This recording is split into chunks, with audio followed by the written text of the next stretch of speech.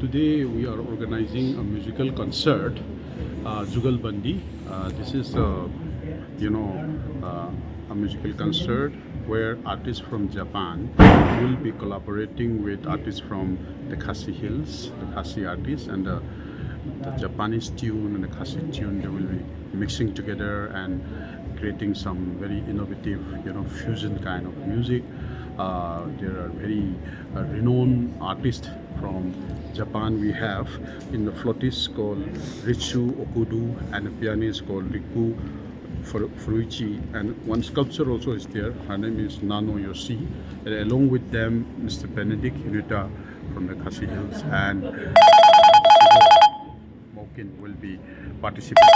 Yes, this is the first of its kind to have a Jugalbandi fusion music of Japanese and music from the northeast, that is from the Khasi Hills, which is like from the Mount Fuji to the Lumsilong, will connect.